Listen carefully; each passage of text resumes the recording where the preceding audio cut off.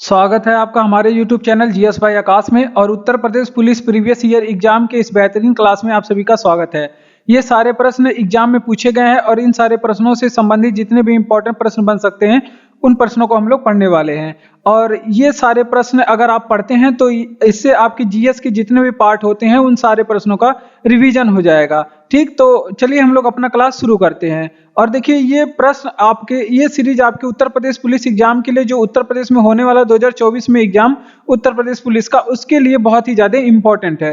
Constable भर्ती परीक्षा के लिए ये प्रश्न जीके जीएस की दृष्टि से ये सारे प्रश्न बहुत ही ज्यादा इंपॉर्टेंट है और इससे संबंधित आपके जितने भी प्रश्न बनेंगे उन सभी प्रश्नों को बताया जाएगा। तो देखिए सबसे पहले कह रहे हैं कि भारत में सबसे ऊंचा जलप्रपात कौन सा है। तो भारत में जो सबसे ऊंचा जलप्रपात है, तो यहाँ पे आप लोग नोट करेंगे, अगर आपसे पूछे कि भारत में सबसे ऊंचा जलप्रपात क्या है तो जोग जलप्रपात है। जोग जलप्रपात का नाम भी, जोग जलप्रपात का अन्य नाम है गरसोप्पा जलप्रपात। क्या नाम है इसका?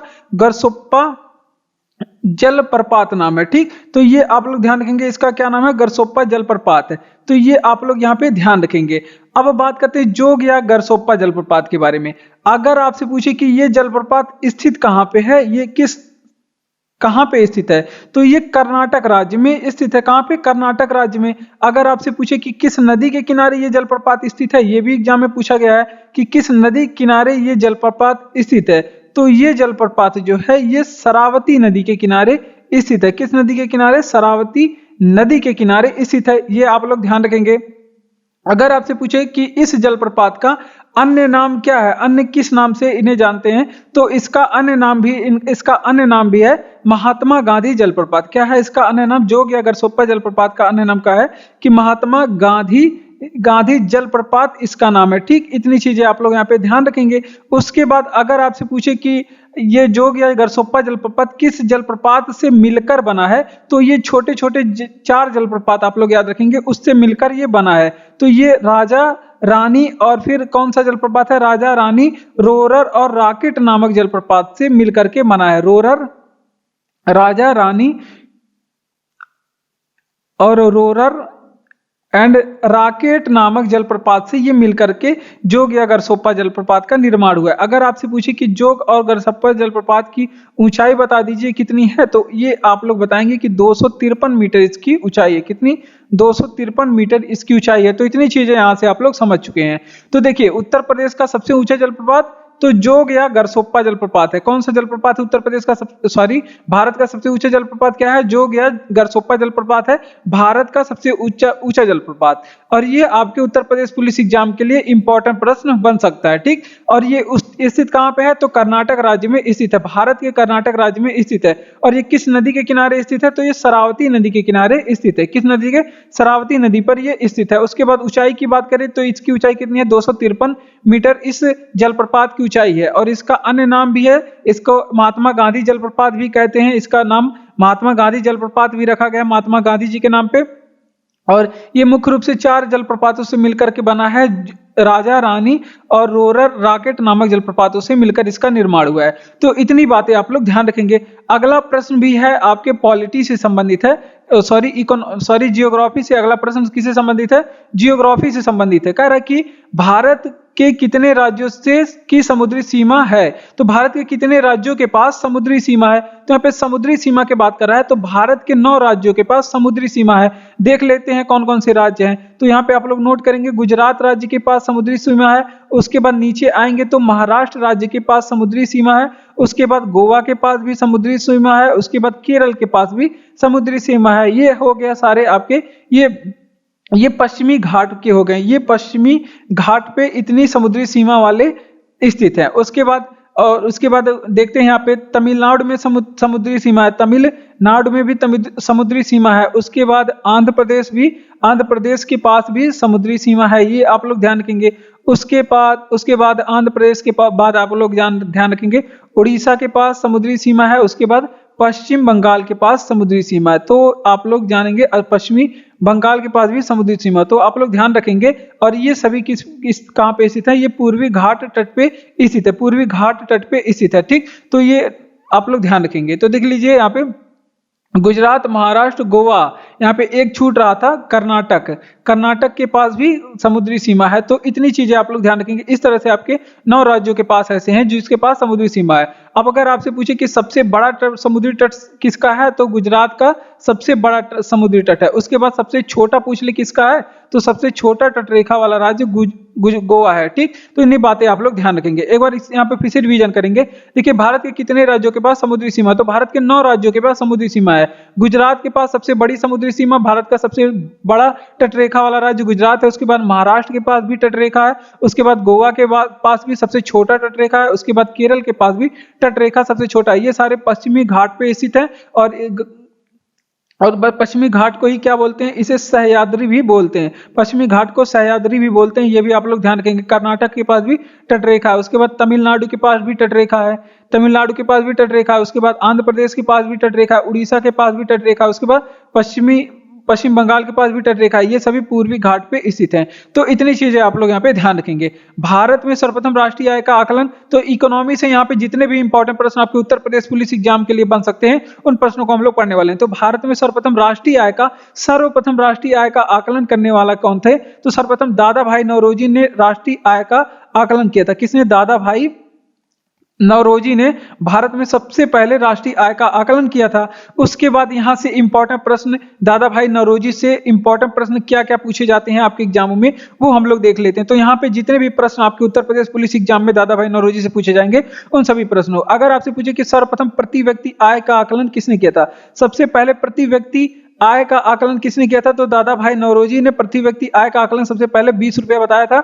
उसके बाद आपसे पूछे कि संपत्ति के अपवहन का सिद्धांत किसने दिया, संपत्ति के अपवहन का सिद्धांत किसने दिया, poverty and British rule in India, ये गांधी जी दादा भाई नौरोजी की पुस्तक थी।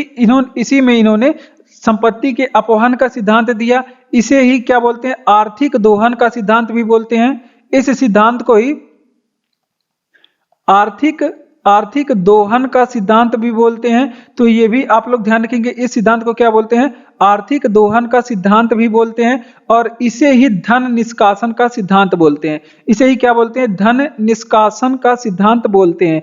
ठीक, तो ये चीजें आप लोग ध्यान रखेंगे। इसको इन नामों से पूछा जाता है, धन निष्कासन का सिद्धांत, या फिर आर्थिक दोहन का सिद्धांत, या फिर संपत्ति के अपवहन का सिद्धांत किसने दिया।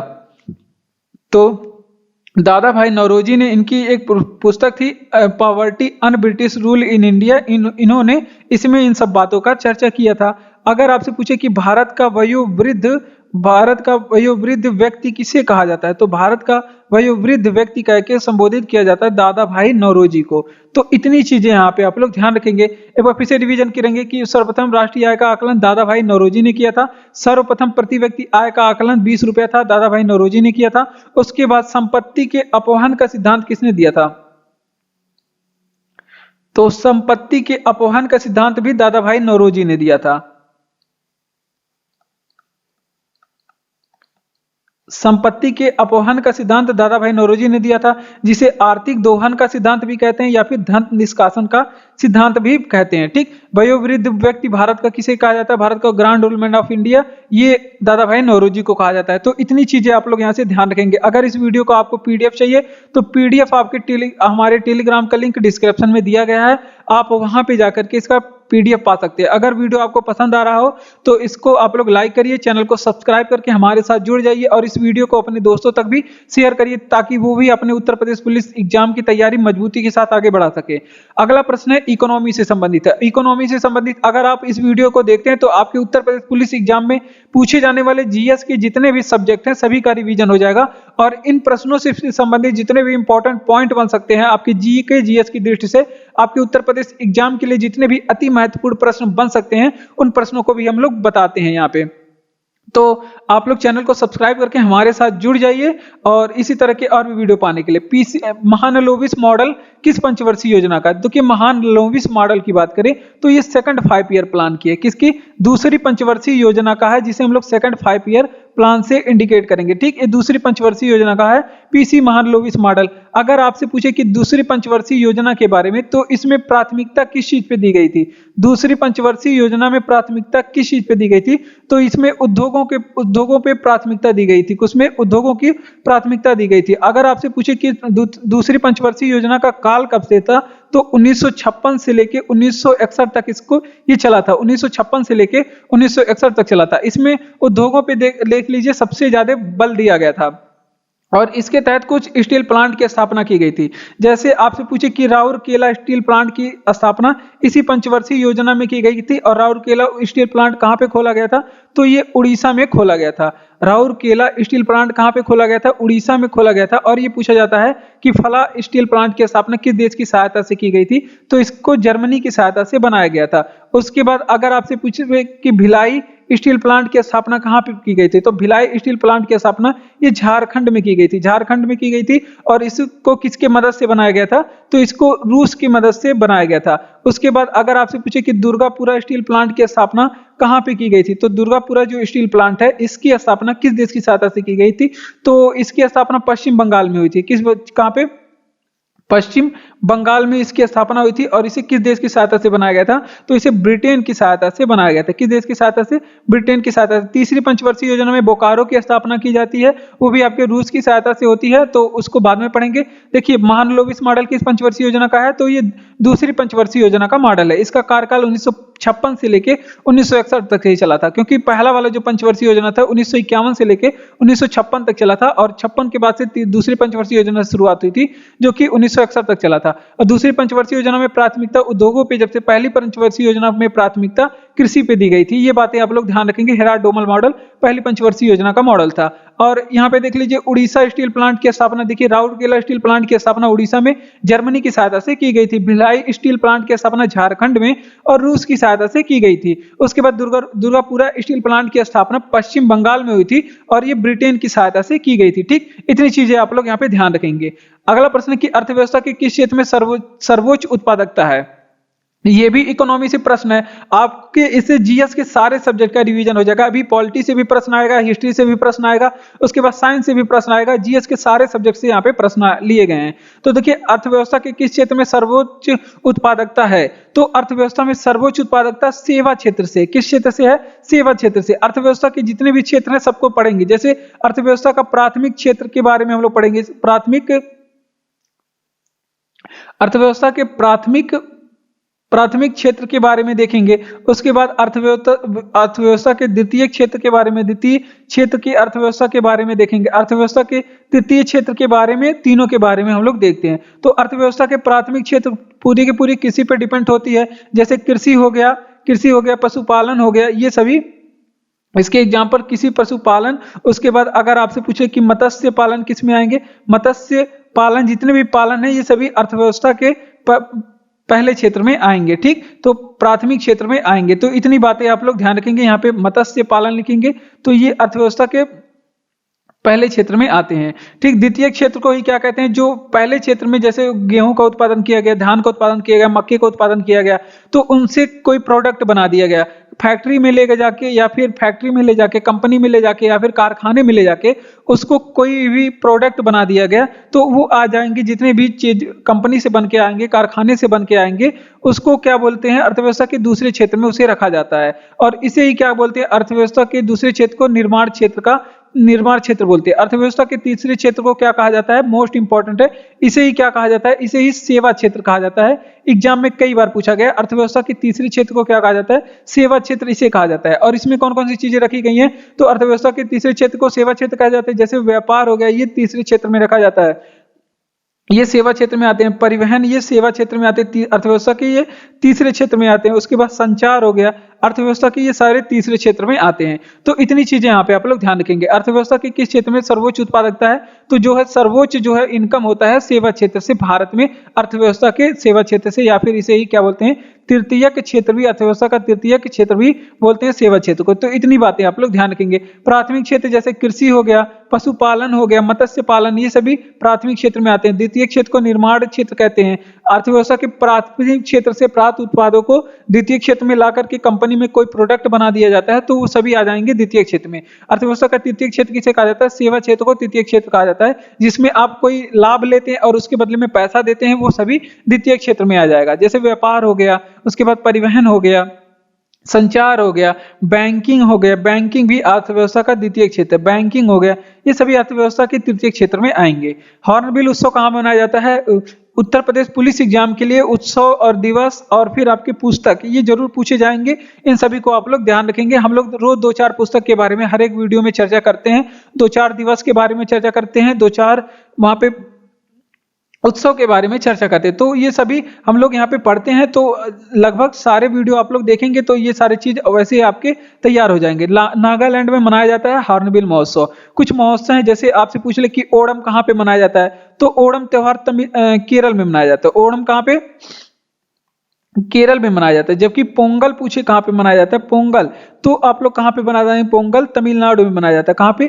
तमिलनाडु में पोंगल त्योहार मनाए जाते हैं। उसके बाद आपसे पूछे कि चेरी ब्लाज्म त्योहार कहाँ पे मनाया जाता है, तो चेरी ब्लाज्म नामक त्योहार ये मेघालय में मनाया जाता है। चेरी ब्लाज्म ये मेघालय का फेस्टिवल है, यहाँ पे मनाया जाता है। ठीक, सारे फेस्टिवल के बारे में हम लोग देखते हैं। जैसे आपसे पूछे कि महामघम फेस्टिवल कहाँ पे मनाया जाता है, तो महामघम फेस्टिवल तमिलनाडु में, या फिर ओणम पोंगल पूछ ले तो ये सभी तमिलनाडु में मनाए जाने वाले फेस्टिवल हैं। उसके बाद अगर आपसे पूछ ले कि लोसांग फेस्टिवल कहाँ पे मनाया जाता है, तो लोसांग फेस्टिवल सिक्किम में मनाया जाता है। कहाँ पे? सिक्किम में मनाया जाने वाला फेस्टिवल है। उसके बाद अगर आपसे पूछे कि रथ यात्रा कहाँ पे मनाया जाता है, रथ यात्रा फेस्टिवल कहाँ पे मनाया जाता है, तो ये उड़ीसा में मनाया जाता है। कहाँ पे? उड़ीसा के पुरी में मनाया जाता है। ये भी बातें आप लोग यहाँ पे ध्यान रखेंगे। हाथी उत्सव कहाँ पे मनाया जाता है? हाथी उत्सव कहाँ पे मनाया जाता है, तो ये नया आप लोग सुन रहे होंगे, हाथी उत्सव ये जयपुर में मनाया जाता है। कहाँ पे? जयपुर में। तो इतनी बातें आप लोग यहाँ पे ध्यान रखेंगे। हॉर्नबिल उत्सव कहाँ पे मनाया जाता है? नागालैंड में मनाया जाता है हॉर्नबिल उत्सव। उसके बाद ओणम कहाँ पे मनाया जाता है? केरल में मनाया जाता है। पोंगल कहाँ पे मनाया जाता है? तमिलनाडु में मनाया जाता है। और चेरी ब्लाज्म कहाँ पे? मेघालय में मनाया जाता है। महामघम तमिलनाडु में मनाया जाता है। कहाँ पे? तमिलनाडु में। उसके बाद लोसांग सिक्किम में मनाया जाता है, सिक्किम में। और रथ यात्रा उड़ीसा पुरी में मनाया जाता है। और हाथी उत्सव जो है ये जयपुर में मनाया जाने वाला फेस्टिवल है। ठीक, तो इतनी चीजें यहाँ पे आप लोग ध्यान रखेंगे। अगले प्रश्न के बारे में हम लोग देखते हैं, कौन सा रिट, यहाँ पे पॉलिटी से प्रश्न आया, ये भी पॉलिटी से प्रश्न है और ये भी पॉलिटी से प्रश्न है। तो देखिए, कौन सा रिट सरकारी पदाधिकारियों के विरुद्ध लागू की जाती है? रिट से संबंधित प्रश्न उत्तर प्रदेश पुलिस एग्जाम के लिए इंपॉर्टेंट है, क्योंकि पॉलिटी से यूपी पुलिस में बहुत ज्यादा प्रश्न पूछे जाएंगे। यूपी पुलिस, यूपीएसआई और जितने भी पुलिस के एग्जाम होते हैं सारे में पूछे जाते हैं, पॉलिटी से ज्यादातर प्रश्न होते हैं। ठीक, कौन सा रिट सरकारी पदाधिकारियों के विरुद्ध जारी किया जाता है?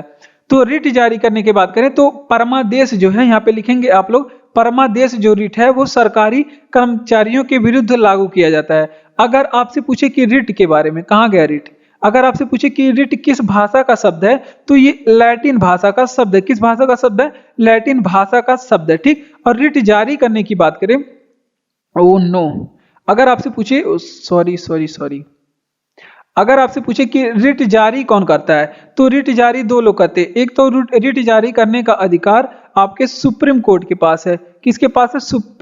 सुप्रीम कोर्ट के पास है, जिसको आप लोग क्या बोलते हैं? सर्वोच्च न्यायालय बोलते हैं। और एक आपको उच्च कोर्ट के पास है, जिसे आपको उच्च न्यायालय के पास है, जिसे आप लोग क्या बोलते हैं? हाई कोर्ट बोलते हैं। ठीक, अब सुप्रीम कोर्ट, ये हाई कोर्ट किस अनुच्छेद के तहत? 226 अनुच्छेद के तहत। और सुप्रीम कोर्ट अनुच्छेद 32 के तहत रिट को जारी करता है। किस अनुच्छेद के तहत? अनुच्छेद 32 के तहत रिट को जारी करता है। रिट के मुख्य रूप से 5 प्रकार आप लोग याद रखेंगे। रिट के कितने प्रकार होते हैं? 5 प्रकार। और देख लेते हैं सारे के। अगर आपसे पूछे कि परमादेश, ये रिट का एक प्रकार होता है, परमादेश। अधिकार परीक्षा ये भी रिट है। और रिट के 5 प्रकार होते हैं, परमादेश, अधिकार परीक्षा और बंदी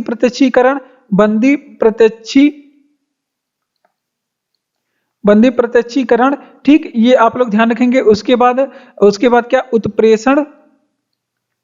उत्प्रेषण और आपका क्या प्रतिषेध है। ये रिट के प्रकार है, उत्प्रेषण और प्रतिषेध, ये 5 रिट होते हैं। ये बातों को आप लोग ध्यान रखेंगे। एक बार फिर से रिवीजन करेंगे, देख लीजिए। कौन रिट सरकारी पदाधिकारियों के विरुद्ध जारी किया जाता है? तो परमादेश जो है वो सरकारी पदाधिकारियों के विरुद्ध जारी किया जाता है। और भी रिट के बारे में हम लोग आगे प्रश्न में पढ़ने वाले हैं, तो वो सारे हम लोग देखेंगे। रिट जारी करने के अधिकार सुप्रीम कोर्ट अनुच्छेद 32 के तहत रिट जारी करता है और उच्च न्यायालय अनुच्छेद 226 के तहत रिट को जारी करता है। और रिट जो है वो लैटिन भाषा का एक शब्द है, ये भी आप लोग ध्यान रखेंगे, लैटिन भाषा का शब्द है। रिट 5 प्रकार के होते हैं। कौन कौन से? परमादेश, अधिकार परीक्षा, बंदी प्रत्यक्षीकरण, उत्प्रेषण और प्रतिषेध। ये रिट के 5 प्रकार होते हैं। ठीक, तो ये बातें आप लोग यहाँ पे ध्यान रखेंगे, सारे इंपॉर्टेंट बात है। मताधिकार करने की न्यूनतम आयु कितनी है? तो मताधिकार करने की न्यूनतम आयु अगर पहले पूछे कितनी वर्ष थी तो 21 वर्ष थी। अगर आपसे पूछे कि वर्तमान समय में मतदान करने की आयु कितनी है, तो वर्तमान समय में घटकर इसे 18 वर्ष कर दिया गया। कितनी वर्ष? 18 वर्ष कर दिया गया। तो ये भी आप लोग ध्यान रखेंगे, मतदान करने की जो आयु है वर्तमान समय 18 वर्ष, और 21 वर्ष से घटा करके 18 वर्ष किस संविधान संशोधन के द्वारा किया गया? तो इसे किया गया था 61वें संविधान संशोधन। 69वां तो दिल्ली से संबंधित है, 61वें संविधान संशोधन 1989 के द्वारा इसे किया गया था। ठीक, तो ये भी आप लोग ध्यान रखेंगे। अब कुछ आयु सीमा देख लेते हैं। जैसे अगर आपको लोकसभा का सदस्य बनना हो या फिर आपको विधानसभा का सदस्य बनना हो, विधान सभा का सदस्य बनना हो, या फिर आपको क्या बोलते हैं, भारत का प्रधानमंत्री बनना हो, प्रधानमंत्री बनना हो, तो आपकी उम्र सीमा कितनी होनी चाहिए? तो यहाँ पे 25 वर्ष की आयु आपकी कंप्लीट होनी चाहिए। कितने वर्ष की आयु कंप्लीट होनी चाहिए? तो ये भी आप लोग ध्यान रखेंगे, यहाँ पे आप 25 वर्ष के होने चाहिए। ठीक, तो ये आप लोग ध्यान रखेंगे। अगर आप लोग को यहाँ पे लिखते हैं, अगर आपको राज्यसभा का सदस्य बनना है, राज्यसभा का सदस्य बनना है, या फिर आपको विधान परिषद का सदस्य बनना, विधान परिषद का सदस्य बनना है, तो इसके लिए आपकी आयु कितनी होनी चाहिए? 30 वर्ष होनी चाहिए। तो ये बातें आप लोग ध्यान रखेंगे, बार बार बताई नहीं जाती। तो देखिए, मताधिकार करने की न्यूनतम आयु 18 वर्ष है। पहले कितनी थी? पहले 21 वर्ष थी, और वर्तमान समय में मताधिकार करने की आयु कितनी है? 18 वर्ष है, और इसे 21 वर्ष से घटा करके 61वें संविधान संशोधन 1989 के द्वारा किया गया। अगर आपको लोकसभा का सदस्य बनना हो, या फिर आपको विधानसभा का सदस्य बनना हो, या फिर प्रधानमंत्री बनना हो, तो आपकी आयु 25 वर्ष होनी चाहिए। कितनी वर्ष? 25 वर्ष होनी चाहिए। राज्यसभा का सदस्य बनना हो या फिर विधान परिषद का सदस्य बनना हो, तो इसके लिए आयु आपकी 30 वर्ष होनी चाहिए। तो इतनी बातें आप लोग ध्यान रखेंगे। पंचायती राज व्यवस्था संबंधित अनुसूची, तो पंचायती राज व्यवस्था ये 11वीं अनुसूची में रखा गया। किस अनुसूची में? 11वीं अनुसूची में रखा गया। अभी 12वीं अनुसूची के बारे में हम लोग पढ़ने वाले हैं। तो अगर आपसे पूछे कि विषय कितने दिए गए हैं, तो पंचायती राज व्यवस्था को कार्य करने के लिए इसमें 29 विषय दिए गए हैं। अगर आपसे पूछे कि पंचायती राज व्यवस्था को संविधान में संशोधन करने के लिए, या फिर 11वीं अनुसूची को किस संविधान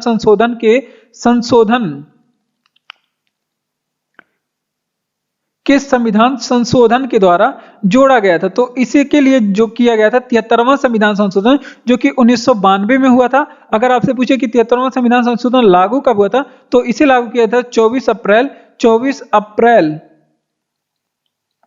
इसे लागू किया था 24 अप्रैल 1992 को। ये 73वां संविधान संशोधन 1992 लागू हुआ था। इसीलिए हम लोग 24 अप्रैल को क्या मनाते हैं? पंचायती राज दिवस। ठीक, ये भी आप लोग ध्यान रखेंगे। इसी तरह लिए हम लोग पंचायती राज दिवस हम लोग कब मनाते हैं? 24 अप्रैल के दिन मनाते हैं। तो इतनी चीजें यहाँ पे आप लोग समझ चुके हैं। अगर आपसे पूछे कि अब बात करते हैं नगर पालिका का, नगर पालिका किस अनुसूची में है? अगर आपसे पूछे कि नगर पालिका के बारे में, तो ये 12वीं अनुसूची में रखा गया है। और ये पूछा जाता है कि 11वीं अनुसूची में कार्य करने के लिए कितने विषय दिए गए हैं, और 12वीं अनुसूची में कार्य करने के लिए कितने विषय दिए गए? तो 12वीं अनुसूची में कार्य करने के लिए 18 विषय दिए गए हैं, जबकि 29 विषय दिए गए हैं 11वीं अनुसूची में कार्य करने के लिए। ये बात आप लोग ध्यान रखेंगे। अब नगर पालिका को किस संविधान संशोधन के द्वारा, या फिर 12वीं अनुसूची किस संविधान संशोधन के द्वारा संविधान में जोड़ा गया था? तो इसके लिए किया गया था 74वां संविधान संशोधन, जो कि 1993 में हुआ था। ठीक, तो इतनी बातें आप लोग ध्यान रखेंगे। तो बढ़ते हैं अपने अगले प्रश्न की ओर, पहले इसका रिवीजन करेंगे। तो देखिए, पंचायती राज व्यवस्था 11वीं अनुसूची में रखा गया। नगर पालिका पूछे तो 12वीं अनुसूची में रखा गया है। पंचायती राज व्यवस्था को कार्य करने के लिए 29 विषय दिए गए, जबकि 12वीं नगर पालिका को कार्य करने के लिए 18 विषय दिए गए। और 11वीं अनुसूची को जोड़ा गया 73वां संविधान संशोधन 1992 के द्वारा, और लागू कब किया गया? 24 अप्रैल 1992 में। और 24 अप्रैल के दिन हम लोग पंचायती राज दिवस मनाते हैं। और नगरपालिका के लिए संविधान संशोधन या फिर 12वीं अनुसूची को संविधान में जोड़ने के लिए 74वां संविधान संशोधन 1993 किया गया था। बढ़ते हैं अपने अगले प्रश्न की ओर। अगला प्रश्न है कि शिशु में पितृत्व स्थापित करने के लिए किस तकनीकी का प्रयोग करते हैं? तो शिशुओं में पितृत्व स्थापित करने के लिए फिंगरप्रिंटिंग का प्रयोग करते हैं। किसका? डीएनए फिंगरप्रिंटिंग का प्रयोग करते हैं। ठीक, तो ये भी आप लोग ध्यान रखेंगे, डीएनए फिंगर प्रिंटिंग का प्रयोग करते हैं। ठीक, इस विधि का इसमें प्रयोग करते हैं। अगर आपसे पूछ ले एक संस्थान के बारे में जिसका क्या नाम है? डीएनए, एक संस्थान के बारे में हम लोग देखेंगे, डीएनए फिंगर प्रिंटिंग एंड निदान केंद्र कहां पे स्थित है? डीएनए फिंगर प्रिंटिंग एंड निदान केंद्र कहां पे स्थित है? तो अगर ये केंद्र की बात आप करें तो हैदराबाद में, और हैदराबाद कहां पे? तेलंगाना में ये संस्थान स्थित है। डीएनए फिंगर प्रिंटिंग एंड निदान केंद्र ये कहां पे स्थित है? हैदराबाद में स्थित है। यहाँ पे आप लोग याद रखेंगे। उसके बाद अगर आपसे पूछे कि डीएनए फिंगरप्रिंटिंग के जनक के बारे में, तो ये अगर आपसे पूछे कि इनके जनक विश्व में कौन है, डीएनए फिंगरप्रिंटिंग के विश्व में जनक कौन है, तो एलेक जेफरीज हैं इसके जनक। विश्व में कौन है?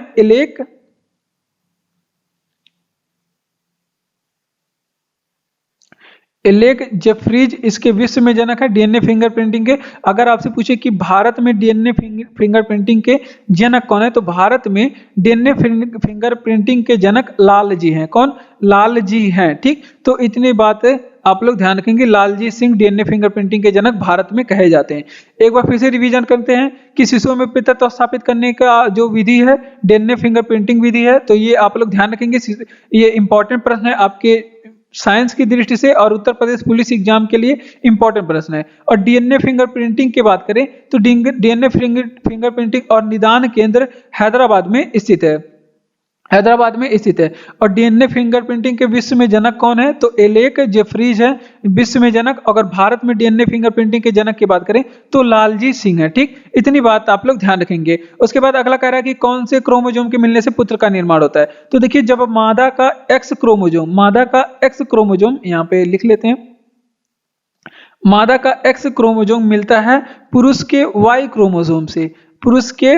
वाई क्रोमोसोम से, तब निर्माण होता है किसका? पुत्र का निर्माण होता है। तब पुत्र का निर्माण होता है। ठीक, अगर आपसे पूछे कि मादा का वाई क्रोमोसोम मिल गया, मादा का वाई, और किसके साथ? पुरुष के वाई क्रोमोसोम के साथ मिल गया, तो यहाँ पे पुत्री का निर्माण होता है। किसका? तो यहाँ पे, तो इस विधि से पुत्री का निर्माण होता है। तो इतनी चीजें आप लोग ध्यान रखेंगे। अगर आपसे पूछे कि क्रोमोसोम को हिंदी में गुणसूत्र कहते हैं, तो मानव में गुणसूत्र की संख्या कितनी होती है? तो मानव में गुणसूत्रों की संख्या 46 होती है। 46 या फिर 23 जोड़ी गुणसूत्र होते हैं। कितने? 23 जोड़ी गुणसूत्र होते हैं। इतनी बात आप लोग ध्यान रखेंगे। 46 गुणसूत्र या फिर 23 जोड़ी गुणसूत्र। अगर आपसे पूछे कि डीएनए फिंगरप्रिंटिंग की खोज किसने की थी, तो वाल्थर फ्लेमिंग ने किया था। किसने? वाल्थर फ्लेमिंग ने किया था, डीएनए फिंगरप्रिंटिंग की खोज की थी। ठीक, तो ये आप लोग ध्यान रखेंगे। अगर आपसे पूछे कि यहाँ पे अगर आपसे पूछे कि गुणसूत्र की खोज किसने की थी, तो आपने बताएंगे वाल्थर ने किया था। गुणसूत्र की खोज आपसे पूछे किसने किया था, तो वाल्थर ने किया था। वाल्थर फ्लेमिंग ने किया था गुणसूत्रों की खोज। अगर आपसे पूछे कि गुणसूत्र या फिर क्रोमोसोम शब्द किसने दिया था, गुणसूत्र नामक शब्द किसने दिया था, तो वाल्डेयर ने दिया था। गुणसूत्र के शब्द को वाल्डेयर ने दिया था। अगर आपसे पूछे कि बच्चों में लिंग निर्धारण किसके गुणसूत्र से होता है, और ये आपके उत्तर प्रदेश पुलिस एग्जाम के लिए इंपॉर्टेंट प्रश्न हो सकता है, या फिर आपके किसी भी एग्जाम के लिए ये इंपॉर्टेंट प्रश्न हो सकता है। तो लिंग निर्धारण हमेशा पुरुष क्रोमोसोम के साथ, पुरुष के क्रोमोसोम पे होता है कि वो कोई भी बच्चे का जन्म, या फिर वो पुत्री बनेगी या फिर पुत्र बनेगा, इसका निर्धारण पुरुष क्रोमोसोम से होता है। तो ये आप लोग ध्यान रखेंगे। ब्लेम किया जाता है महिलाओं को कि पुत्री पैदा हो गई, लेकिन उसके जिम्मेदार कौन होते हैं? पूरे के पूरे पुरुष होते हैं। इस बात को आप लोग ध्यान रखेंगे। तो देखिए, कौन से क्रोमोसोम के मिलने से पुत्र का निर्माण, तो मादा का जब एक्स क्रोमोसोम मिलता है पुरुष के वाई क्रोमोसोम के साथ, तब निर्माण होता है पुत्र का। अगर मादा का वाई क्रोमोसोम मिल रहा है, पुरुष के वाई क्रोमोसोम के साथ वाई मिलेगा तो पुत्री का निर्माण होगा। गुणसूत्रों की संख्या मानव शरीर में 46 होती है, जोड़े में पूछे तो 23 जोड़े होते हैं। गुणसूत्रों की खोज वाल्थर फ्लेमिंग ने किया था। गुणसूत्रों की खोज किसने? वाल्थर फ्लेमिंग ने किया था। और गुणसूत्र शब्द किसने दिया था? वाल्डेयर ने दिया था। और लिंग का निर्धारण पुरुष क्रोमोसोम पे होता है या फिर पुरुष के गुणसूत्र से लिंग का निर्धारण होता है, ये आप लोग ध्यान रखेंगे। अगला प्रश्न है यूपी स्पेशल से प्रश्न है और उत्तर प्रदेश पुलिस के एग्जाम के लिए जीएस की दृष्टि से बहुत ही ज्यादा इंपॉर्टेंट प्रश्न है। कह रहा है कि उत्तर प्रदेश में उर्दू को द्वितीय राजभाषा का दर्जा कब दिया गया था? उत्तर प्रदेश में उर्दू को द्वितीय राजभाषा का दर्जा 1989 में दिया गया था। कब दिया गया था? 1989 में उर्दू को द्वितीय भाषा बनाया गया था। और उत्तर प्रदेश का राज्य भाषा क्या है? उत्तर प्रदेश का राज्य भाषा क्या है? तो यूपी का राजभाषा की बात करें तो यूपी का राजभाषा हिंदी है। और हिंदी यूपी की कब से राजभाषा है? तो ये 1947 से हिंदी यूपी की राजभाषा है। अगर आपसे पूछे कि यूपी का राजकीय चिन्ह क्या है, यूपी का राजकीय चिन्ह क्या है, तो यूपी का राजकीय चिन्ह एक वृत्त के भीतर, यूपी के राजकीय चिन्ह एक वृत्त के भीतर दो मछली का चिन्ह, दो मछली है और फिर एक तीर धनुष है। ठीक, एक तीर धनुष है। तो ये चीज आप लोग यहाँ पे ध्यान रखेंगे। और यहाँ पे एक तीर धनुष और गंगा यमुना का संगम भी यहाँ पे मिल सकता है आपके एग्जाम में, गंगा यमुना का संगम भी है यहाँ पे। तो इतनी बातें आप लोग यहाँ पे ध्यान रखेंगे। ठीक, तो अगर आपसे पूछे कि उत्तर प्रदेश की राजधानी कहाँ पे है, तो उत्तर प्रदेश की राजधानी बच्चे को पता है कहाँ पे है? लखनऊ में है उत्तर प्रदेश की राजधानी। अगर आपसे पूछे कि उत्तर प्रदेश का राजकीय फूल क्या है, तो उत्तर प्रदेश का राजकीय फूल है पलाश। और इसे 2011 से बनाया गया था। कब? 2011 से बनाया गया राष्ट्रीय फूल पलाश। तो इतनी बातें आप लोग यहाँ पे ध्यान रखेंगे। और फिर से रिवीजन करेंगे सारे प्रश्नों को। उत्तर प्रदेश में यूपी स्पेशल से इंपॉर्टेंट प्रश्न है, यूपी जीके से इंपॉर्टेंट प्रश्न है। कह रहा है कि उत्तर प्रदेश में उर्दू को द्वितीय राजभाषा कब घोषित किया? तो 1989 में उर्दू को द्वितीय राजभाषा घोषित किया गया। और पहली राजभाषा उत्तर प्रदेश की क्या है? तो पहली राजभाषा उत्तर प्रदेश की हिंदी है। क्या है? हिंदी। 1947 से उत्तर प्रदेश की पहली राजभाषा को बनाया गया है। और उत्तर प्रदेश का राजकीय चिन्ह क्या है? तो उत्तर प्रदेश की राजकीय चिन्ह एक वृत्त के भीतर दो मछली और एक तीर धनुष का चिन्ह है। उत्तर प्रदेश का राजकीय चिन्ह एक वृत्त के भीतर दो मछली और एक तीर धनुष का चिन्ह है। ठीक, तो ये आप लोग ध्यान रखेंगे। उत्तर प्रदेश की राजधानी क्या है? तो उत्तर प्रदेश की राजधानी लखनऊ है। उत्तर प्रदेश का फूल, राजकीय फूल पलाश है, 2011 से बनाया गया। और उत्तर प्रदेश के जो चिन्ह है उसमें गंगा यमुना का संगम भी है। ये भी बात आप लोग ध्यान रखेंगे। इस तरह से गंगा यमुना का इस तरह से संगम भी है। ठीक, तो इतनी बातें आप लोग ध्यान रखेंगे। बढ़ते हैं अपने अगले प्रश्न की ओर। अगला प्रश्न है कि भारत को सामरिक दृष्टि से कमजोर बनाने हेतु चीन ने श्रीलंका में किस बंदरगाह को बनाया था, किस बंदरगाह में निवेश किया था? तो भारत को सामरिक दृष्टि से ये बेवकूफ क्या कमजोर करेगा, ये तो बच्चों का खेल नहीं है। ठीक, तो चलिए खैर बात को पढ़ लेते हैं। यहाँ पे हम्बनटोटा बंदरगाह को बनाया था। किस बंदरगाह को? ये बनाया था हम्बनटोटा बंदरगाह। जैसे अपने टोटा है वैसे टोटा नाम भी रखा है यहाँ पे। हम्बनटोटा बंदरगाह को बनाया था। बंदरगाह। अब विश्व के कुछ बंदरगाह जो आपके उत्तर प्रदेश पुलिस एग्जाम के लिए इंपॉर्टेंट है उनको पढ़ लेते हैं। हम्बनटोटा बंदरगाह तो ये कहाँ पे बनाया था? तो ये श्रीलंका में बनाया था। और किसने बनाया था? तो चमगादड़ चाइना ने बनाया था। अब बात करते हैं उसके बाद कुछ बंदरगाह की। जैसे चाबहार बंदरगाह कहाँ पे है? चाबहार बंदरगाह कहाँ पे है? तो चाबहार बंदरगाह पूछे या फिर चाबहार पत्तन पूछे तो ये ईरान में है। कहाँ पे? ईरान में है। अगर आपसे पूछे कि ईरान में है और निर्माण इसका किसने किया था, तो इस बंदरगाह को बनाने वाले भारतीय हैं। तो भारत ने इसका निर्माण ईरान में करवाया था। उसके बाद अगर आपसे पूछे कि ग्वादर बंदरगाह कहाँ पे है, ग्वादर बंदरगाह कहाँ पे है, तो ग्वादर बंदरगाह जो है ये पाकिस्तान में है। और पाकिस्तान में है और यहाँ पे किसने बनवाया था? तो पाकिस्तान का जीजा बनाया था। किसने? चीन ने बनाया था। किसने? चीन ने इसका निर्माण किया था। ठीक, तो ये बातें आप लोग यहाँ पे ध्यान रखेंगे। तो चीन ने इसका निर्माण कराया था, बनाया था। ठीक, तो इतनी बातें आप लोग ध्यान रखेंगे। एक बंदरगाह के बारे में और बात रखेंगे, याद रखेंगे, क्योंकि ये अभी हाल ही में एग्जाम में पूछा गया था।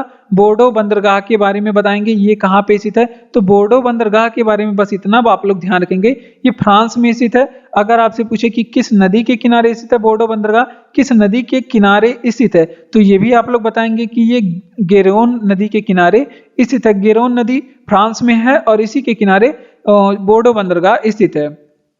तो एक बार फिर से सारे प्रश्नों का रिवीजन करेंगे। देखिए, भारत को सामरिक दृष्टि से कमजोर करने के लिए हम्बनटोटा बंदरगाह चमगादड़ चाइना ने बनाया था श्रीलंका में। ठीक, तो इतनी बातें आप लोग ध्यान रखेंगे। चाबहार बंदरगाह ईरान में बनाया गया था, भारत के द्वारा बनाया गया था, तो ये आप लोग ध्यान रखेंगे, भारत ने इसे बनाया था। और ग्वादर बंदरगाह पाकिस्तान में स्थित है, इसके जीजा चीन ने बनाया था, पाकिस्तान में स्थित है, ये आप लोग ध्यान रखेंगे। और बोर्डो बंदरगाह कहाँ पे स्थित है, फ्रांस में स्थित है। बोर्डो बंदरगाह फ्रांस में, और किस नदी के किनारे स्थित है, तो गोरेन नदी के किनारे स्थित है। ठीक, तो ये आप लोग ध्यान रखेंगे, गेरोन नदी के किनारे स्थित है। ठीक, इतनी बात आप लोग यहाँ पे ध्यान रखेंगे।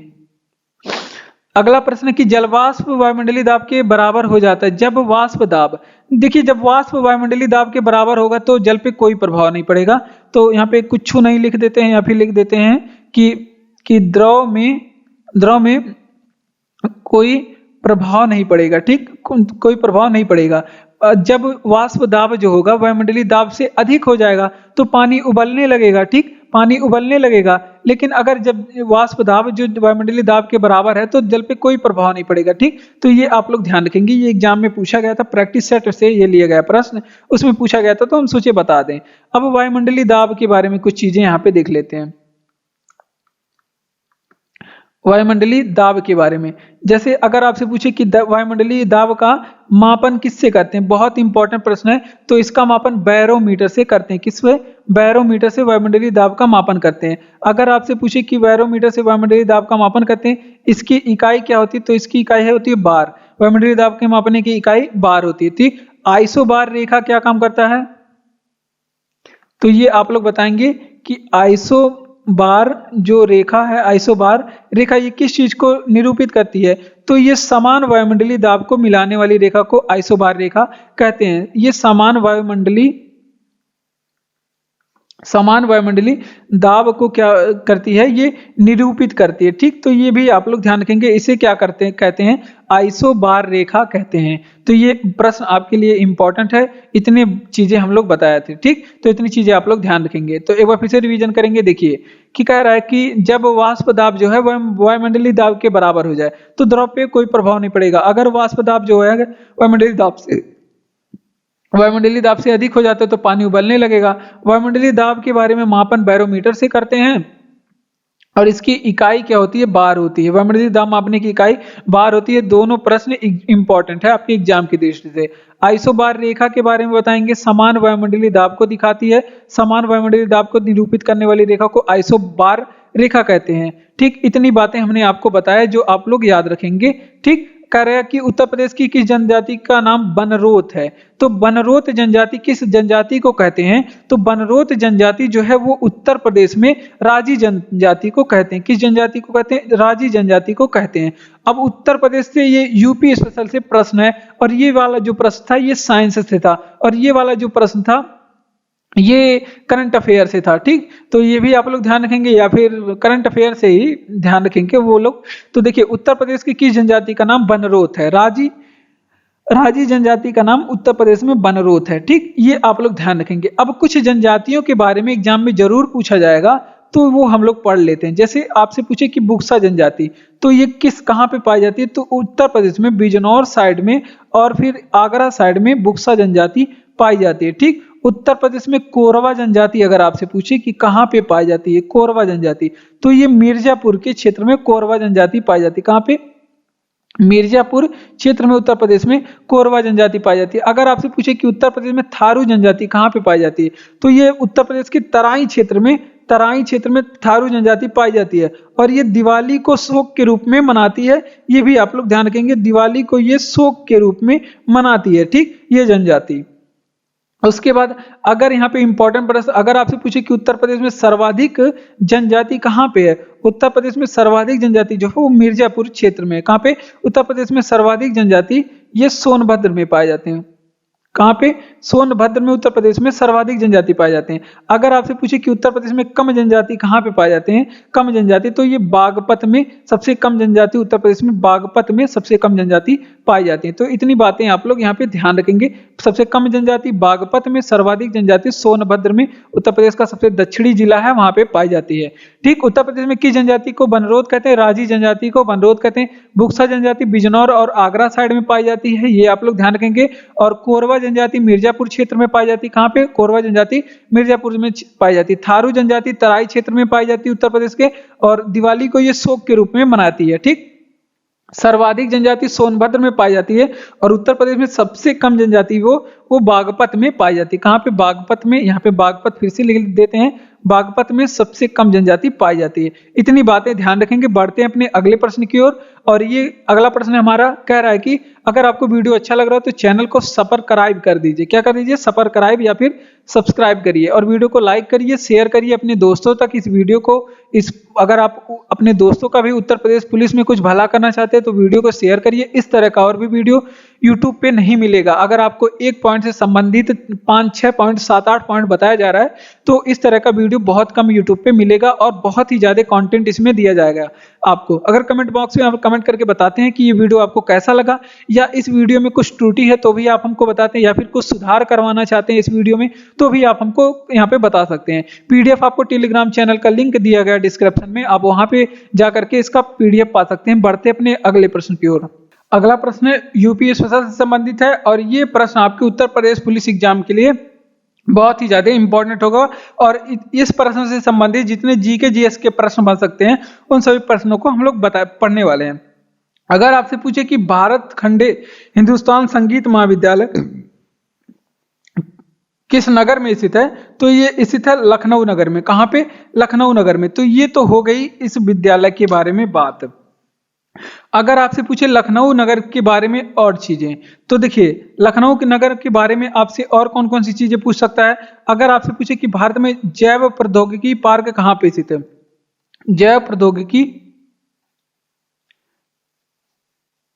प्रौद्योगिकी पार्क कहाँ पे स्थित है, तो ये भी लखनऊ में। उसके बाद अगर आपसे पूछे कि राष्ट्रीय कथक संस्थान कहाँ पे स्थित है, तो राष्ट्रीय कथक संस्थान भी कहाँ पे है? लखनऊ में स्थित है। ठीक, ये आप लोग ध्यान रखेंगे। उसके बाद अगर आपसे पूछे कि बायोटेक्नोलॉजी पार्क कहाँ पे स्थित है, बायोटेक्नोलॉजी पार्क कहाँ पे स्थित है, तो बायोटेक्नोलॉजी पार्क ये भी आपके लखनऊ में है। अगर आपसे पूछे कि बड़ा इमाम बाड़ा कहाँ पे स्थित है, बड़ा इमाम बाड़ा कहाँ पे स्थित है, तो वो भी लखनऊ में स्थित है। ठीक, एक यहाँ पे संस्थान है SIDBI small industrial development bank of India.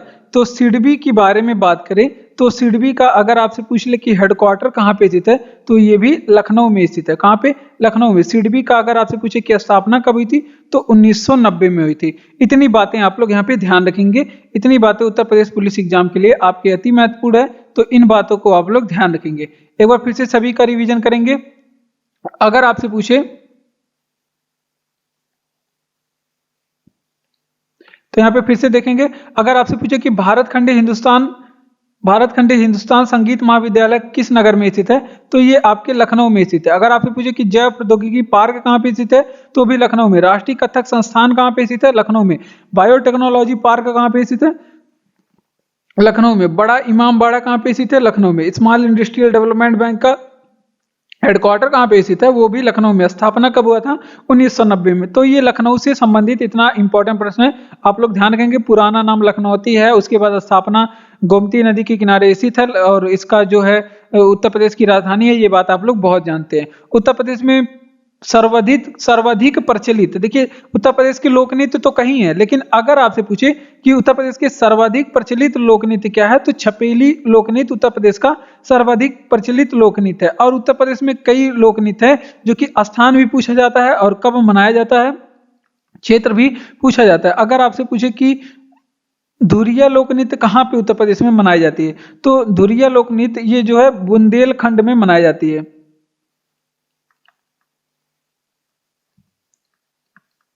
Bundelkhand side में धुरिया धुरिया लोकनृत्य मनाई जाती है। ये आप लोग ध्यान रखेंगे। अगर आपसे पूछे कि ब्रजमंडल में कौन सा लोकनृत्य फेमस है, ब्रजमंडल का संबंध किस लोकनृत्य से है, तो ब्रजमंडल का अगर आपसे पूछे कि संबंध किस लोकनृत्य से, तो चरकुला का संबंध है, ब्रजमंडल लोकनृत्य से चरकुला का संबंध है। ठीक, तो ये आप लोग ध्यान रखेंगे। उसके बाद उत्तर प्रदेश में अन्य लोकनृत्य भी हैं जो कि फेमस है। उत्तर प्रदेश के अन्य लोकनृत्य पूछा जाता है कि कौन सा लोकनृत्य उत्तर प्रदेश से संबंधित है। जैसे आपका हो गया रामलीला, ये उत्तर प्रदेश का लोकनृत्य है, रामलीला। उसके बाद रासलीला भी कहाँ का है, रासलीला भी उत्तर प्रदेश का है। उसके बाद नौटंकी कहाँ का है, नौटंकी भी उत्तर प्रदेश का लोक नृत्य है। उसके बाद कजरी पूछ ले, मोस्ट इंपॉर्टेंट, कजरी लोक नृत्य उत्तर प्रदेश का है। ख्याल ये भी कहाँ का है, उत्तर प्रदेश का। तो इतनी लोक नृत्य के बारे में आप लोग यहाँ पे ध्यान रखेंगे। एक बार फिर से रिवीजन करेंगे। उत्तर प्रदेश में सबसे ज्यादा प्रचलित लोक नृत्य छपेली है। उसके बाद धुरिया लोक नृत्य, ये बुंदेलखंड साइड में होता है, बुंदेलखंड साइड में उत्तर प्रदेश में धुरिया लोक नृत्य होता है, ये आप लोग ध्यान रखेंगे। ब्रजमंडल का संबंध यहाँ पे चरकुला होता है, ब्रजमंडल में चरकुला लोक नृत्य होता है। और उत्तर प्रदेश में अन्य लोक नृत्य कौन सा है, रामलीला, रासलीला, ये उत्तर प्रदेश के अन्य लोक नृत्य है। नौटंकी, कजरी, ख्याल, ये सभी उत्तर प्रदेश के लोक नृत्य है। उत्तर प्रदेश के मंत्रिमंडल किसके प्रति उत्तरदायी होता है, देखिए उत्तर प्रदेश का हो, चाहे जम्मू कश्मीर का हो, चाहे मथुरा का हो, मतलब किसी भी राज्य का हो, वो वहां का जो मंत्रिमंडल होता है, वो राज्य का अगर मंत्रिमंडल पूछेगा तो ये हमेशा विधानसभा के प्रति उत्तरदायी होता है। किसके प्रति, विधानसभा के प्रति उत्तरदायी होता है। ठीक, तो ये चीजें आप लोग यहाँ पे ध्यान रखेंगे। अब बात करते हैं विधानसभा के बारे में प्रश्न, और वो भी किसके विधानसभा के, यूपी के विधानसभा के बारे में। अगर आपसे पूछे कि यूपी के विधानसभा में सदस्यों की संख्या कितनी है, तो 403 उत्तर प्रदेश विधानसभा में सदस्यों की संख्या है। अगर आपसे पूछे कि उत्तर प्रदेश विधानसभा में सर्वाधिक सीट किस जिले से है, उत्तर प्रदेश के विधानसभा में सर्वाधिक सीट किस जिले में है, तो सर्वाधिक सीट जो है वो इलाहाबाद से। कहां पे, इलाहाबाद विधानसभा में सर्वाधिक सीट 12 सीट है। उसके बाद अगर आपसे पूछे कि उत्तर प्रदेश विधानसभा में कम सीट कहां से आता है, सर्वाधिक कम सीट कहां से आता है उत्तर प्रदेश विधानसभा में, सर्वाधिक कम सीट, तो 3 जगह से आता है। ये आप लोग ध्यान रखेंगे। श्रावस्ती से कम सीट आता है। उसके बाद महोबा से भी उत्तर प्रदेश विधानसभा में सबसे कम सीट आता है। उसके बाद चित्रकूट से कम सीट आता है। सभी जगह से 2-2 सीटें आती हैं। अगर आपसे पूछे कि उत्तर प्रदेश विधानसभा के प्रथम अध्यक्ष कौन थे, तो उत्तर प्रदेश विधानसभा के प्रथम अध्यक्ष की बात करें तो कौन थे, पुरुषोत्तम दास टंडन थे। कौन थे, पुरुषोत्तम दास टंडन थे। तो इतनी बातें आप लोग ध्यान रखेंगे। वो फिर से रिवीजन करेंगे कि उत्तर प्रदेश का मंत्रिमंडल किसके प्रति उत्तरदायी होता है, तो उत्तर प्रदेश का मंत्रिमंडल ये विधानसभा के प्रति उत्तरदायी होता है। कहीं का भी मंत्रिमंडल रहे तो वो विधानसभा के प्रति उत्तरदायी होता है। ये बात आप लोग ध्यान रखेंगे। उत्तर प्रदेश में जो विधानसभा है उसमें सदस्यों की संख्या कितनी है, 403 है। अगर आपसे पूछे कि विधानसभा में उत्तर प्रदेश की सर्वाधिक सीट कहां से आता है, तो सर्वाधिक इलाहाबाद से 12 सीटें आती हैं।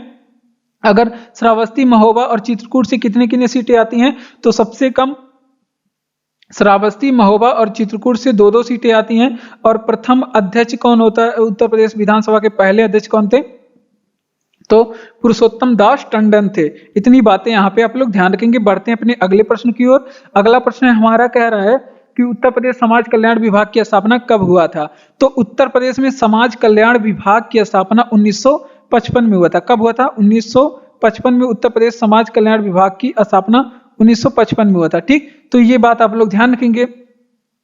और ये समाज कल्याण विभाग जो है उत्तर प्रदेश में आगे चल के इसका विलय किसमें कर दिया गया था, समाज कल्याण विभाग का जो विलय है वो आगे चल के हरिजन समाज कल्याण में, समाज सहायक विभाग में किया गया था। किसमें, हरिजन सहायक विभाग में आगे चल के इसका क्या कर दिया गया था, इन दोनों का आपस में विलय कर दिया गया था। इन दोनों का विलय किया गया था। अब कब विलय किया गया था, तो 1961 में किया गया था। इंपॉर्टेंट प्रश्न है, यूपी स्पेशल से संबंधित प्रश्न है, ये आप लोग ध्यान रखेंगे। और इसका विलय जो है हरिजन सहायक विभाग में कर दिया गया था। और इसका संयुक्त रूप से नाम क्या हो गया था, इनका संयुक्त रूप से नाम बदल करके क्या कर दिया गया था, समाज कल्याण विभाग कर दिया गया था। क्या, समाज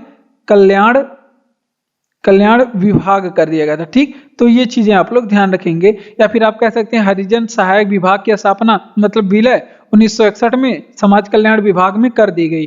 ठीक, लेकिन अगर पूछे कि समाज कल्याण विभाग की स्थापना कब हुई थी, तो उत्तर प्रदेश में 1955 में हुई थी। बातें इतनी ध्यान रखेंगे, उत्तर प्रदेश में समाज कल्याण विभाग की स्थापना कब हुई थी, 1955 में हुई थी। तो इतनी बातें आप लोग ध्यान रखेंगे। मानव ने सर्वप्रथम किस धातु का प्रयोग किया था, मानव ने सर्वप्रथम तांबा का प्रयोग किया था। किस धातु का प्रयोग किया था, तांबा का प्रयोग किया था।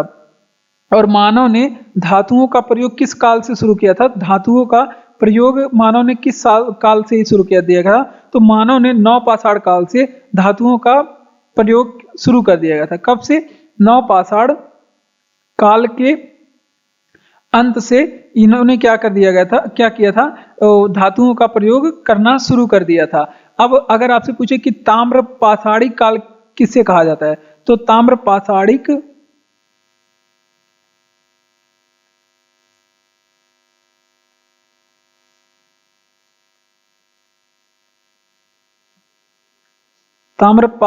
काल किस काल को कहा जाता है, तो जब मनुष्य ने तांबा के साथ क्या प्रयोग करने किया, तांबा और पत्थर को साथ में प्रयोग करना शुरू किया गया, तांबा और पत्थर को साथ में प्रयोग किया, तो उस काल को क्या कहते हैं, ताम्र पाषाणिक काल कहते हैं। उसके बाद अगर आपसे पूछे कि कांसा कैसे बनता है, कांसा तो ये किन चीजों को मिश्रण से बनता है, तो कांसा तांबा और टीन को मिला करके बनाया जाता है। तांबा और टीन को मिला करके कांसा बनाया जाता है। अगर आपसे पूछे कि पीतल किन को मिला के बनाया जाता है, तो पीतल में तांबा और जस्ते को मिलाया जाता है। किसमें, तांबा और जस्ते को मिला करके पीतल बनाया जाता है। तो इतनी बातें यहाँ पे आप लोग ध्यान रखेंगे। मानव ने सबसे पहले तांबा का प्रयोग किया था और धातुओं का प्रयोग शुरू कर दिया था मानव ने नवपाषाण काल के अंत से ही धातुओं का प्रयोग करना ये शुरू कर दिया था। ताम्र पाषाणिक काल किसे कहा जाता है, तो ताम्र पाषाणिक काल जब मनुष्य तांबा के साथ पत्थर का प्रयोग करना शुरू किया, यानी कि पत्थर के साथ तांबा को लेके हथियार बनाने लगे, दोनों को मिक्सअप करके, तो उसे कहा गया ताम्र पाषाणिक काल। और फिर कांसा किससे बनता है, तो तांबा और टीन से बनता है। इंपॉर्टेंट प्रश्न है आपके यूपी पुलिस एग्जाम के लिए, इंपॉर्टेंट प्रश्न है। पीतल किससे बनता है, तो तांबा और जीतल का मिक्सअप होता है पीतल। ठीक, इंपॉर्टेंट प्रश्न हिस्ट्री से संबंधित है और शिवाजी से संबंधित है, और ये भी हिस्ट्री से संबंधित ही प्रश्न था। और अष्टप्रधान किसकी है, वो शिवाजी की जो मंत्रिमंडल थी वो अष्टप्रधान थी। ठीक, अब इनकी जो मंत्रिपरिषद जो अष्टप्रधान थी, उसमें सर्वोच्च पद किसका माना जाता था, उसमें कौन सा पद सर्वोच्च माना जाता था। इनके अष्टप्रधान में सर्वोच्च पद कौन सा था, तो वो पेशवा का पद था। पेशवा का पद सर्वोच्च था, ये भी एग्जाम में कई बार पूछा गया है। और पेशवा पद जो है वो प्रधानमंत्री का पद था। किसका पद था, प्रधानमंत्री का पद था। ये भी आप लोग ध्यान रखेंगे। शिवाजी के बारे में क्या एग्जाम में प्रश्न इंपॉर्टेंट पूछा जाएगा कि राज्याभिषेक इनका कब हुआ था, तो शिवाजी का जो राज्याभिषेक है वो 1674 में हुआ था। कब, और 1674 में हुआ था। अगर आपसे पूछे कि कहाँ पे हुआ था, तो ये रायगढ़ के दुर्ग में इनका राज्याभिषेक हुआ था। कहाँ पे, रायगढ़ के दुर्ग में इनका अभिषेक हुआ था। और शिवाजी के समकालीन एक संत थे, तो ये भी पूछा जाता है, इंपॉर्टेंट प्रश्न है कि शिवाजी के समकालीन कौन से संत थे, तो संत तुकाराम इनके समकालीन थे। कौन, संत तुकाराम शिवाजी के समकालीन थे। अगर आपसे पूछे कि मतलब शिवाजी के गुरु का क्या नाम था, तो शिवाजी के गुरु का नाम कोडदेव था। क्या था, शिवाजी के गुरु का नाम कोडदेव था। अगर आपसे पूछे कि छापा मार रणनीति किसकी थी, छापा मार रणनीति किसकी थी, तो छापा मार रणनीति ये शिवाजी की थी। किसकी, शिवाजी की रणनीति को, कौन सी रणनीति थी, छापा मार रणनीति थी। ठीक, शिवाजी की रणनीति क्या थी, छापा मार रणनीति थी। ये भी एग्जाम में पूछा गया है, एग्जाम में प्रश्न ये पूछा जाता है। और इसे ही क्या बोला जाता है, इसे गोरिल्ला रणनीति भी बोला जाता है। इसे क्या बोला जाता है, गोरिल्ला नीति भी बोला जाता है। ठीक, तो इतनी चीजें आप लोग ध्यान रखेंगे। ठीक, एक बार फिर से रिवीजन करेंगे सारे प्रश्नों का कि किसकी मंत्रिपरिषद अष्टप्रधान थी, तो शिवाजी की जो मंत्रिपरिषद थी अष्टप्रधान थी। शिवाजी के इस मंत्रिपरिषद में सर्वोच्च पद वो पेशवा का होता था। और पेशवा किसका पद होता था, प्रधानमंत्री का पद को पेशवा का पद कहा जाता था। ठीक, ये बात आप लोग ध्यान रखेंगे। शिवाजी का राज्याभिषेक कब हुआ था, तो 1674 में शिवाजी का राज्याभिषेक हुआ था। राजगढ़ के दुर्ग में इनका राज्याभिषेक हुआ था। शिवाजी के समकालीन एक संत थे, जो कि पूछा जाता है संत तुकाराम किसके समकालीन थे, तो शिवाजी के समकालीन थे। उसके बाद गुरु कोडदेव किसके गुरु थे? तो शिवाजी के गुरु थे। और छापामार रणनीति किसके लिए प्रसिद्ध है? तो शिवाजी के प्रशासन में प्रसिद्ध छापामार रणनीति, जिसे गोरिल्ला रणनीति भी बोला जाता है। अगला प्रश्न है कि दीन-ए-अमीर कोही नामक विभाग की स्थापना किसने की थी? तो इसकी स्थापना मोहम्मद बिन तुगलक ने किया था। किसने? मोहम्मद बिन तुगलक ने किया था। ठीक, तो ये आप लोग ध्यान रखेंगे, किसने? मोहम्मद बिन तुगलक ने। और ये विभाग किससे संबंधित थी? तो ये कृषि से संबंधित है। किससे संबंधित थे? ये कृषि से संबंधित थी। मोहम्मद बिन तुगलक के बारे में और इंपॉर्टेंट प्रश्न देख लेते थे। इनके दरबार में कौन आया था? अगर आपसे पूछे कि मोहम्मद बिन तुगलक के दरबार में कौन से विदेशी यात्री आया था, तो इनके दरबार में इब्न बतूता आया था। कौन? इब्न बतूता आया था। और इब्न बतूता कहाँ का रहने वाला था? तो ये मोरक्को का रहने वाला था। और इसकी प्रसिद्ध पुस्तक कौन थी इब्न बतूता की? तो रेहला नामक इसकी प्रसिद्ध पुस्तक है। ये भी आप लोग ध्यान रखेंगे, इसकी प्रसिद्ध पुस्तक रेहला है। ठीक, और मोहम्मद बिन तुगलक के बारे में एक और बातें ध्यान रखेंगे, पूछा जाता है एग्जाम में। इसने अपनी राजधानी दिल्ली से कहाँ पे किया था? दौलताबाद को स्थानांतरित किया था। दिल्ली को दौलताबाद स्थानांतरित किया था। तो ये भी आप लोग ध्यान रखेंगे, इसने अपनी राजधानी दिल्ली को दौलताबाद स्थानांतरित किया था। और एक इंपॉर्टेंट प्रश्न और यहाँ पे आप लोग ध्यान रखेंगे, अकाल संहिता किसने शुरू किया था? तो अकाल संहिता शुरू करने की बात करें तो वो भी किसने शुरू किया था? मोहम्मद बिन तुगलक ने शुरू किया था। इतनी चीजें यहाँ पे आप लोग ध्यान रखेंगे मोहम्मद बिन तुगलक से। दीवान-ए-अमीर कोही नामक विभाग की स्थापना किसने की थी? तो मोहम्मद बिन तुगलक ने दीवान-ए-कोही नामक विभाग की स्थापना की थी। और ये संबंधित किससे था? कृषि से संबंधित था। ठीक, तो ये भी बात आप लोग ध्यान रखेंगे, ये किससे संबंधित था? कृषि से संबंधित था। उसके बाद मोहम्मद बिन तुगलक के दरबार में इब्न बतूता आया था। कई बार एग्जाम में पूछा गया है इब्न बतूता किसके दरबार में आया था? तो ये मोरक्को का निवासी था, ये भी पूछा गया है। और इसकी पुस्तक रेहला, ये भी एग्जाम में पूछा गया है। इसने मोहम्मद बिन तुगलक ने अपनी राजधानी दिल्ली से दौलताबाद स्थानांतरित किया। कहां से? दिल्ली से दौलताबाद स्थानांतरित किया था। इसके लिए भी ये फेमस हुआ था। अकाल संहिता मोहम्मद बिन तुगलक ने शुरू किया था। और भी बातें हैं मोहम्मद बिन तुगलक के बारे में, वो आगे हम लोग दूसरे वीडियो में पढ़ेंगे। सती प्रथा का अंत और ठगी प्रथा का समाप्त किसने किया था? तो विलियम बेंटिंक ने किया था। इसका समापन किसने किया था? विलियम बेंटिंक ने किया था। ठीक, अगर आपसे पूछे कि सती प्रथा का अंत कब हुआ था, तो सती प्रथा का अंत 1929 में हुआ था। अगर आपसे पूछे कि ठगी प्रथा का अंत, यहाँ पे लिख लेते हैं, ठगी प्रथा का अंत कब हुआ था? तो ठगी प्रथा का अंत 1930 में विलियम बेंटिंक के द्वारा किया जाता है। ठीक, अब सती प्रथा से इंपॉर्टेंट प्रश्न क्या पूछता है? तो सती प्रथा यहाँ पे हाईलाइट कर लेते हैं सती प्रथा के बारे में। अगर आपसे पूछे कि सती प्रथा के अंत में सर्वाधिक प्रयास किसने किया था, तो सती प्रथा के अंत में सर्वाधिक प्रयास जो है वो राजा राम मोहन राय ने किया था। किसने? राजा राम मोहन राय ने किया था। ये बात आप लोग ध्यान रखेंगे। सती प्रथा के बारे में क्या पूछा जाता है और इंपॉर्टेंट, अगर आपसे पूछे कि सती प्रथा के बारे में प्रथम प्रमाण कहाँ से मिला था, सती प्रथा के बारे में प्रथम प्रमाण कहाँ से मिला था, तो सती प्रथा के बारे में प्रथम प्रमाण ये एरण अभिलेख से मिलता है। कहाँ पे? एरण अभिलेख से मिलता है। भानुगुप्त का अभिलेख था, एरण अभिलेख से यहाँ से सती प्रथा के बारे में जानकारी मिलती है। अगर आपसे पूछे कि गोवा में समाप्त किसने किया था सती प्रथा को, गोवा में समाप्त किसने किया था, तो अल्फांसो दी अल्बुकर्क ने गोवा में सती प्रथा को समाप्त किया था। किसने? अल्फांसो दी अल्बुकर्क ने गोवा में सती प्रथा को समाप्त किया था। तो इतनी चीजें आप लोग यहाँ पे ध्यान रखेंगे। एक बार फिर से रिवीजन करेंगे। सती प्रथा से जितने भी इंपॉर्टेंट प्रश्न बनते थे वो हमने आपको बताया, जो आपके उत्तर प्रदेश पुलिस एग्जाम के लिए इंपॉर्टेंट होगा। तो देखिए सती प्रथा से क्या क्या प्रश्न बन सकता है। तो देखिए ठगी प्रथा का अंत और फिर सती प्रथा का अंत विलियम बेंटिंक ने किया था। ये बात आप लोग ध्यान रखेंगे, विलियम बेंटिंक ने किया था। उसके बाद सती प्रथा का सर्वाधिक प्रयास उनके इसके अंत में राजा राम मोहन राय के प्रयासों से 1929 में सती प्रथा का अंत किया गया था। और सती प्रथा का प्रथम प्रमाण मिलता है भानुगुप्त के एरण अभिलेख से। सती प्रथा का पहला प्रमाण भानुगुप्त के एरण अभिलेख से मिलता है। ठीक, ये भी इंपॉर्टेंट प्रश्न है, याद रखेंगे, एग्जाम में पूछा जाता है। और गोवा में सती प्रथा को समाप्त करने वाला अल्फांसो दी अल्बुकर्क था। और ठगी प्रथा का प्रमाण समाप्त कब हुआ? 1930 में विलियम बेंटिंक के द्वारा किया गया। ठीक, इतनी बातें आप लोग ध्यान रखेंगे। राज्य हड़प नीति किसने लागू किया था? ये भी गवर्नर से संबंधित प्रश्न है। एक दो क्वेश्चन तो गवर्नर से यहाँ पे मिलते हैं। और ये आधुनिक इतिहास का प्रश्न है, आधुनिक हिस्ट्री का प्रश्न है। तो यहाँ पे देख सकते हैं आप कि आपके यहाँ पे सारे सब्जेक्ट का रिवीजन हो जा रहा है। ठीक, तो एक बार यहाँ पे आप लोग वीडियो को लाइक जरूर कर देंगे अगर यहाँ तक आप लोग पढ़ते हुए आए हैं और चैनल को सब्सक्राइब जरूर कर देंगे। ठीक, राज हड़प नीति किसने लागू किया था?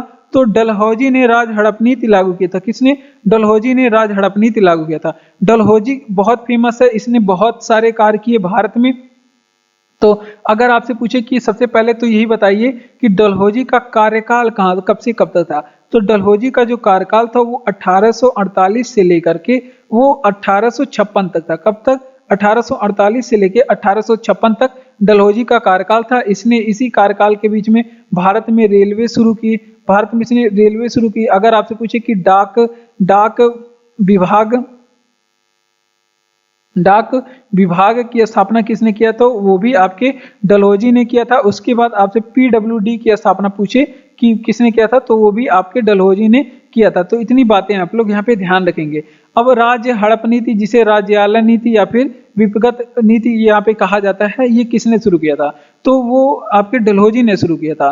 अब इसके तहत कुछ राज्य को कब्जे में किया। इसने कुछ राज्य को कब्जे में किया, ये हमसे पूछा जाता है कि इसमें से कौन सा डलहौजी के हड़प नीति का शिकार नहीं बना था। तो आप तभी बता पाएंगे जब जानेंगे कौन कौन शिकार बना था। तो मुख्य रूप से झांसी को याद रखेंगे, उसके बाद नागपुर भी इसका शिकार बना था, उसके बाद सतारा भी शिकार बना था, और सतारा को इसने सर्वप्रथम शिकार बनाया था। तो इस वजह से ये प्रश्न और भी इंपॉर्टेंट हो जाएगा, क्योंकि ये पूछा जाता है कि डलहौजी ने सबसे पहले किस राज्य को अपना शिकार बनाया था। ठीक, और उसके बाद जयपुर को भी आप लोग याद रखेंगे। इसने जयपुर का भी विलय किया था ब्रिटिश साम्राज्य में, और अवध का भी विलय किया था इसने ब्रिटिश साम्राज्य में। संबलपुर का भी विलय किया था ब्रिटिश साम्राज्य में। उसके बाद इतनी चीजें आप लोग यहाँ पे ध्यान रखेंगे। तो देख लेते हैं राज हड़प नीति किसने लागू किया था। तो डलहौजी के द्वारा राज हड़प नीति लागू किया था। इसका कार्यकाल 1848 से लेकर 1856 तक है। रेलवे व्यवस्था भारत में डलहौजी ने शुरू किया। डाक विभाग की स्थापना भारत में डलहौजी ने किया। पीडब्ल्यूडी की स्थापना डलहौजी ने किया था।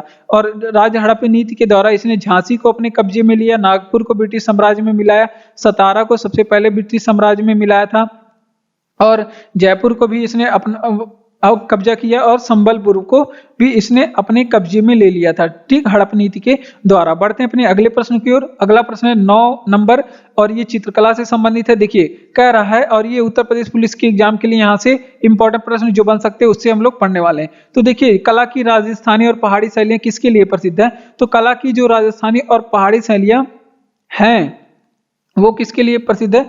वो चित्रकला के लिए प्रसिद्ध है। किसके लिए? चित्रकला के लिए प्रसिद्ध है। ठीक, तो ये आप लोग ध्यान रखेंगे।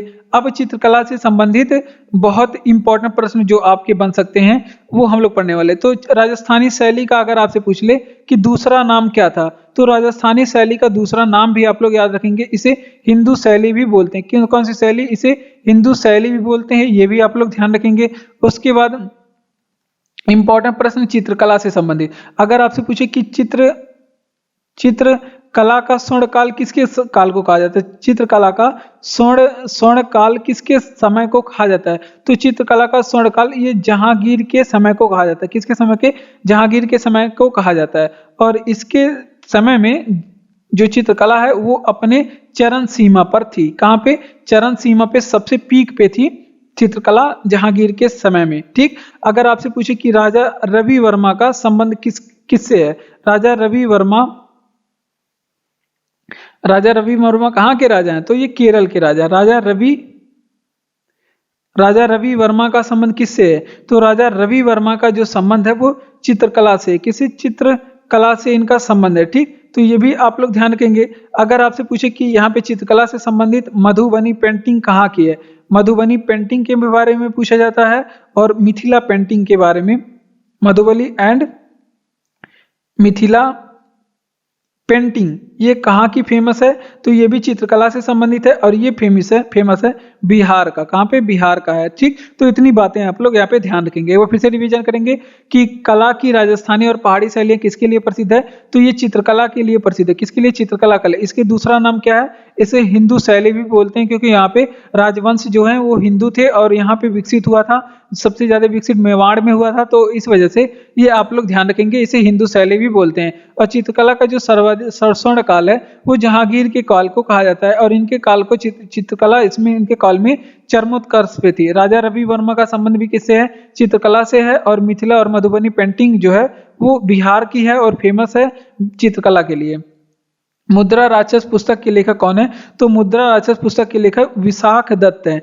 और मुद्रा राक्षस पुस्तक के बारे में जो इंपॉर्टेंट प्रश्न जीके जीएस की दृष्टि से आपके उत्तर प्रदेश पुलिस एग्जाम के लिए बन सकता है, उसको हम लोग पढ़ने वाले हैं। तो मुद्रा राक्षस पुस्तक के बारे में तो विशाख दत्त ने लिखा, लेकिन इसमें चंद्रगुप्त के बारे में जानकारी मिलती है। किस शासक के बारे में अगर आपसे पूछी जानकारी मिलती है तो चंद्रगुप्त मौर्य के बारे में जानकारी मिलती है। और इसमें चंद्रगुप्त मौर्य को क्या कहा गया, ये अगर आपसे पूछे तो इस क्या बोलते हैं, मुद्रा राक्षस में चंद्रगुप्त मौर्य को वृषल एंड कुलहीन कहा गया। कुलहीन और विषण कहा गया किसको? चंद्रगुप्त मौर्य को कहा गया था, जिसने मौर्य वंश की स्थापना किया था और कौटिल्य की सहायता से मौर्य वंश की स्थापना किया था। तो इन्हें विषल, विषल का मतलब निम्न कुल होता है और कुलहीन का मतलब जिनका कुल ही नहीं हो, उससे कहा गया किसको? चंद्रगुप्त को कहा गया। किसमें? और मुद्रा राक्षस में कहा गया। इंपॉर्टेंट प्रश्न बन सकता है आपके यूपी पुलिस एग्जाम के लिए। और इसमें जो मुद्रा राक्षस है, इसमें चंद्रगुप्त का नाम क्या दिया गया? तो इसमें चंद्रगुप्त का नाम चंद्रश्री मिला था। कौन सा? चंद्रश्री इनका नाम मिला था, चंद्रगुप्त का नाम चंद्रश्री मिला था। और कुछ पुस्तक हैं, जैसे आपसे पूछे कि गीत गोविंद के लेखक कौन है? कौन से पुस्तक गीत गोविंद के लेखक कौन है? तो जयदेव हैं। गीत गोविंद पुस्तक के लेखक कौन है? जयदेव हैं। उसके बाद कल्पसूत्र के लेखक अगर आपसे पूछे कि कल्पसूत्र के लेखक कौन है, तो कल्पसूत्र के लेखक भद्रबाहु हैं। कौन? भद्र बाहु कल्पसूत्र के लेखक हैं। अगर आपसे पूछे कि रजत रंगनी के लेखक कौन है? रजत रंगनी के लेखक कल्हड़ है। तो ये कुछ एग्जाम में पूछे जाने वाले इंपॉर्टेंट प्रश्न है, तो जो बार बार एग्जाम में रिपीट होते हैं वो हमने बताया। पुस्तकें तो बहुत सारी हैं, राइटर बहुत हैं, पुस्तकें बहुत हैं कि जो इंपॉर्टेंट है आपके उत्तर प्रदेश पुलिस एग्जाम के लिए वो हमने बताया। जैसे मुद्रा राक्षस पुस्तक ये विशाख दत्त की है। मुद्रा राक्षस पुस्तक के बारे में चंद्रगुप्त मौर्य के बारे में जानकारी मिलती है। इसमें चंद्रगुप्त का नाम चंद्रश्री मिलता है, ये आप लोग ध्यान रखेंगे। और इसमें चंद्रगुप्त को कहा गया वृषल एंड कुलहीन। वृषल का मतलब होता है जिनका कुल ना हो, और कुलहीन मतलब विषण का मतलब होता है निम्न कुल, और कुलहीन का मतलब होता है जिनका कुल ना हो। ठीक, तो वो कहा गया चंद्रगुप्त मौर्य को। ठीक, क्योंकि ये कौटिल्य को खेलते हुए मिले थे और वहां से कौटिल्य ने इन्हें उठा लिया और वहां पे राजनीति की शिक्षा देना चंद्रगुप्त मौर्य को शुरू किया। और आगे चल के चंद्रगुप्त मौर्य ने ही घनानंद को पराजित करके मौर्य वंश की स्थापना किया और एक प्रतापी शासक बनता है। ठीक, तो ये इतनी बातें आप लोग ध्यान रखेंगे। गीत गोविंद के लेखक कौन है? जयदेव हैं गीत गोविंद के लेखक। कल्पसूत्र के लेखक कौन है? भद्रबाहु हैं कल्पसूत्र के लेखक। उसके बाद रजत रंगनी के लेखक कौन है? कल्हड़ हैं रजत रंगनी के लेखक। इतनी बातें आप लोग ध्यान रखेंगे। यामिनी कृष्णमूर्ति का संबंध किससे है? तो यामिनी कृष्णमूर्ति का संबंध भरतनाट्यम से। कहाँ किससे है? भरतनाट्यम। और भरतनाट्यम कहाँ का शास्त्रीय नृत्य है? तो ये तमिलनाडु का शास्त्रीय नृत्य है। इतनी बात आप लोग ध्यान रखेंगे, यहाँ से तमिलनाडु का शास्त्रीय नृत्य है। और भरतनाट्यम यहाँ पे यामिनी कृष्णमूर्ति को यहाँ पे पकड़ते हैं तो इन्हें पद्म विभूषण भी दिया गया था। इनको पद्म विभूषण से भी सम्मानित किया गया था। ये भी पूछा जाएगा कि यामिनी कृष्णमूर्ति को पद्म विभूषण कब दिया गया था? तो 2016 में इन्हें पद्म विभूषण दिया गया था। अगर आपसे पूछे कि यामिनी कृष्णमूर्ति का जन्म कब हुआ था, तो यामिनी कृष्णमूर्ति का जन्म 1940 में हुआ था। और कहाँ पे हुआ था? तो ये मदनपल्ली आंध्र प्रदेश में हुआ था। कहाँ पे? मदनपल्ली आंध्र प्रदेश में इनका जन्म हुआ था। ठीक, तो ये भी आप लोग ध्यान रखेंगे। यामिनी कृष्णमूर्ति का जन्म कहाँ पे हुआ था? मदनपल्ली आंध्र प्रदेश में इनका जन्म हुआ था। ठीक, तो इतनी बातें आप लोग ध्यान रखेंगे। अगर आपसे पूछे कि मोहिनी अट्टम से कौन सी नृत्यांगना संबंधित है?